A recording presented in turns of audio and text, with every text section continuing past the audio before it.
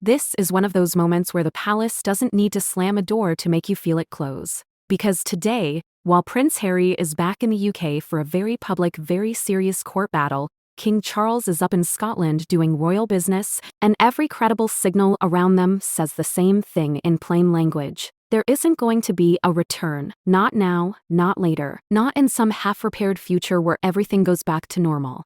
That future, if it ever existed, has been quietly removed from the table. And here's the uncomfortable part. The announcement people are reacting to isn't necessarily some dramatic televised statement. It's the way the royal family communicates when it wants something to be final without sounding cruel. A few carefully chosen words, a refusal to meet, a schedule that makes reunion impossible, and the reappearance of an older truth the palace has already put on record. Harry and Meghan would not be returning as working royals. So if you're watching headlines flying around saying, 1 minute ago, or tragic confirmation, I want you to pause with me for a second and ask a calmer question. What if the tragedy isn't a single line King Charles read out loud, but the fact that the monarchy doesn't need to say it anymore? Look at the timing. Harry's in London, in court, as part of a major legal fight against a newspaper publisher, something he's clearly treating as a mission. Meanwhile, Charles is nowhere near him, not even a brief appearance. Not even a carefully staged photo that says, we're complicated, but we're still family. Just distance. Official distance. The kind that's hard to undo. And it matters right now because this isn't about history. This is about the present reality taking shape in real time. Harry can be physically in the country and still be completely outside the working royal world. That's what permanent exit looks like. Not exile. Not banishment. Something colder. Administrative. Maybe you've heard people say they'll reconcile eventually. But reconcile into what exactly? A private relationship is one thing. A public role is another. And the palace has already drawn that line before. No half in, half out. No return to official duties. No official military appointments. No public funding for royal work. Those weren't rumors. That was the structure. So here's the curiosity gap I can't shake. If the institution already decided the outcome years ago, why does it feel like we're only now being asked to accept it as permanent? And more importantly, what happened behind the scenes recently that made the palace stop leaving the door slightly open? Even symbolically, because when we come back, I want to look at the exact kind of wording and signals that turn a family rift into something much bigger, an official ending dressed up as routine. But the next detail is the one people keep missing, and it changes the entire meaning of what future really means for Harry. This section is complete. If you're trying to find the moment where everything officially snapped into place, it's tempting to look for a headline quote, a sentence you can circle, a phrase you can argue over. But that's not how the palace works when it wants something to be permanent. The shift happened in the language that wasn't dramatic. And that's what makes it so unsettling, because when King Charles acknowledged Prince Harry's position this time, it wasn't framed as a disagreement, or a pause, or even a disappointment. It was framed as a settled condition, something already accounted for, the kind of wording institutions use when they've moved past debate and into administration. Think about that for a second. When families are still fighting, there's emotion in the language, there's frustration, there's hope buried under tension. Apparently, but when an institution has accepted an outcome, the tone changes. It becomes calm, procedural, almost gentle. And that's exactly what people are reacting to now, even if they can't quite articulate why. There was no mention of working toward a future, no suggestion of ongoing discussions, no soft phrasing about roles evolving. Instead, Harry's life was spoken about as something separate, adjacent. Not hostile, but no longer integrated. That distinction matters, because in royal terms, separation isn't emotional, it's functional. You're either part of the machine or you're not. You either represent the crown or you don't. And once that line is crossed, it's incredibly difficult to uncross it, not because anyone is angry, but because the system has already reorganized around your absence. Ask yourself this. When was the last time you heard a senior royal publicly speak about Harry's future duties as something undecided? Exactly. But what makes this moment feel final is that the ambiguity is gone. Even the polite kind. Even the kind people cling to when they want to believe time will fix things. The wording now assumes a future where Harry's role doesn't need defining, because it's already defined by what it isn't. And here's where the irony creeps in. For years, Harry has insisted on clarity. For protection, on telling his story, on forcing conversations into the open. But the palace doesn't operate on confession, it operates on implication. And this time, the implication was unmistakable. There is no active conversation about bringing him back into the fold. Not because he's being punished, not because anyone wants to humiliate him, but because, from the institution's perspective, the question has already been answered. That's what makes the timing so strange. Harry is in court, fighting for accountability, speaking publicly, reasserting his presence, and yet, the response from the monarchy isn't engagement, it's quiet confirmation that the system has already moved on. So here's the uncomfortable question I want you to sit with. If the palace now speaks about Harry as if his working royal future is resolved, when exactly did that decision become irreversible? Because in the next section, we need to talk about why this isn't just symbolic language, and why, structurally, there may no longer be a path back, no matter what anyone wants, and that's where the real finality begins. At some point, every story about return quietly turns into a story about replacement. And that's the part most people don't like to think about. Because it's comforting to believe that doors stay open forever, that institutions wait, that time softens everything. But systems like the monarchy don't work on emotion. They work on continuity, on coverage, on making sure there is always someone there to stand where someone else no longer does. So when people ask, why can't Harry just come back? They're already asking the wrong question. The real question is, back into what? A little pace I disagree with. Here's the uncomfortable truth. A working royal role isn't a title you put back on like a jacket. It's a job built around presence, predictability, and trust. Schedules planned years in advance, patronages reassigned, responsibilities redistributed. When someone leaves, those duties don't sit empty, waiting politely. They get absorbed, quietly, permanently. And that process didn't start yesterday. It started the moment the palace made clear there would be no half-in, half-out arrangement. That wasn't a negotiation tactic. It was a structural line. Either you represent the institution fully, or you don't represent it at all. There is no freelance version of monarchy. Think about how rarely that rule gets explained out loud. It's usually hidden behind tradition and polite language, but it's ruthless in its own way. Once you step outside the structure keeps moving without you. And here's where the contradiction really sharpens. Publicly, there have been gestures of family warmth, birthday wishes, carefully worded statements, occasional mentions that sound conciliatory. But none of those gestures ever reintroduced Harry into the operational core of the monarchy. Not once. No reinstated duties, no shared appearances, no slow reintegration.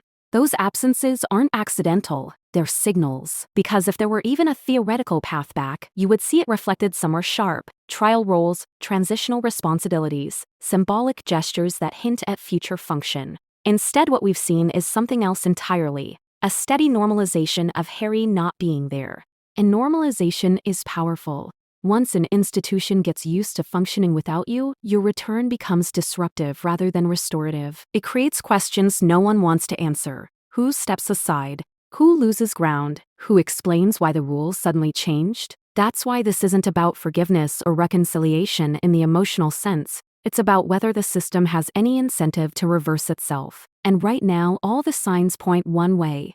Harry's public life has moved in a direction that emphasizes independence, advocacy, and confrontation. The monarchy's public life has moved toward consolidation, stability, and reduced risk. Those trajectories don't just diverge, they harden. So when King Charles's language now treats Harry's role as settled, it isn't a decision being announced, it's a reality being acknowledged. Which leads to a question that's harder to sit with than any headline. If there is no structural place left for Harry inside the working monarchy, does the palace even see a return as possible anymore? Or has it already rewritten the future without him? Because in the next section, we need to talk about what happens when absence becomes routine, and routine quietly turns into erasure. There's a moment in every long separation when people stop asking where you are. Not because they're angry, not because they've forgotten you as a person, but because your absence has stopped being disruptive. that's when things really change. Inside the monarchy, absence doesn't echo forever. It settles. It becomes background. And over time, it reshapes the rhythm of everything else. That's what's been happening with Prince Harry, slowly, almost invisibly, while the public has been busy debating motives and blame. Think about how royal life actually functions. It's repetitive by design. Annual events, seasonal tours, carefully spaced appearances, the same faces showing up again and again, so the public knows what to expect. Stability is the product. And stability hates uncertainty. At first, Harry's absence was loud. Every empty space sparked commentary. Every event raised the question, should he be here? But that phase doesn't last forever. Eventually, the calendar fills itself in. Other royals step forward, and new patterns emerge. And the absence that once felt dramatic starts to feel normal. That normalization is the silent shift most people miss. Because normalization doesn't look like a decision, it looks like routine, and routine is incredibly hard to reverse. When Harry stopped appearing, the system adjusted.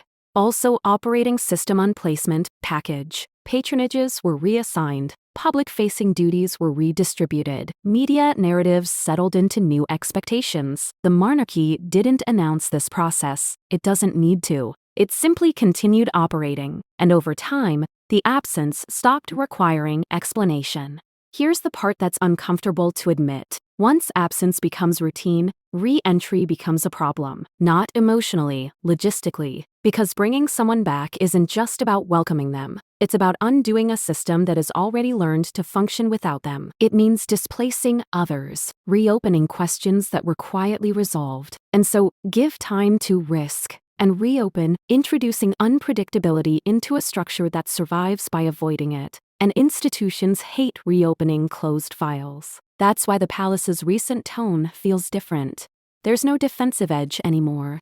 No careful hedging. No language designed to keep doors cracked open just in case.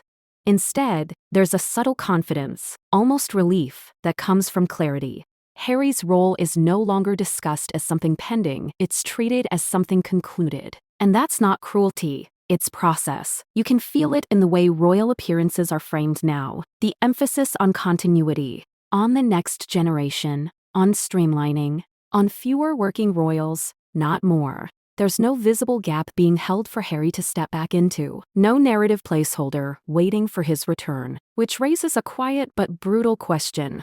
If the monarchy has fully adapted to a future without him, does Harry's presence, even when he's physically in the country, register any more in institutional terms?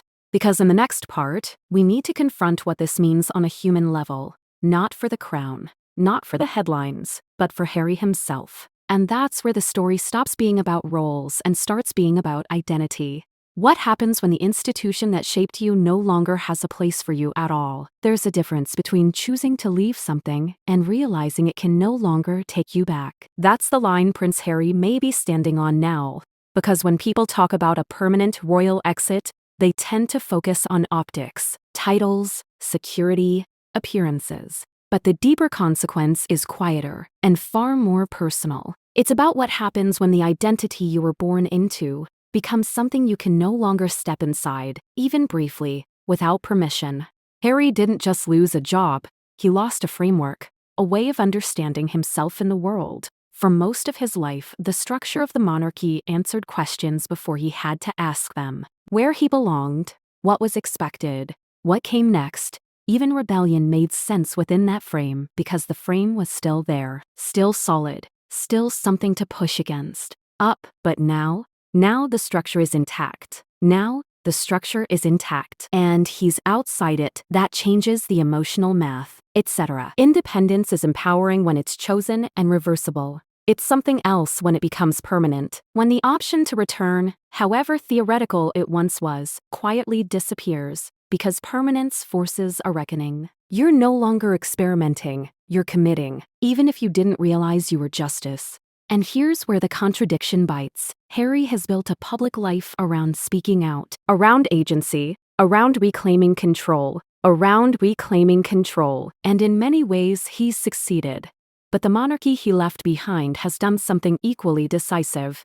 It has closed ranks, simplified itself, and moved forward with fewer variables. Those two trajectories don't collide, they separate, which means this moment isn't just about what the palace thinks, it's about what Harry has to confront privately. The knowledge that the institution that shaped him will continue without him, unchanged by his absence, and unmoved by his presence. That's not vindictive, it's indifferent. And indifference is harder to fight than opposition. But then the interaction was preserved because you can argue with critics, you can negotiate with anger after awe, you can even reconcile with estrangement. But how do you respond to a system that is already adjusted to life without you? That's the human cost people don't like to sit with. Harry can still visit. He can still attend private events. He can still be family. De Saville. But the role that once gave him automatic relevance within the national story, that role appears to be gone, not suspended, not paused, gone. And that realization doesn't land all at once. It arrives in fragments, in missed moments, in schedules that don't include you, in statements that speak about your future as if it's already been decided. So here's the question I can't shake. If the monarchy has found stability without Harry, and Harry has built a life defined by separation from it, what exactly is left to reconcile? Because in the final section, we need to step back and ask whether this was always inevitable, or whether this moment will someday be seen as the quiet point of no return. And once you see it that way, the tragedy isn't loud at all. It's final.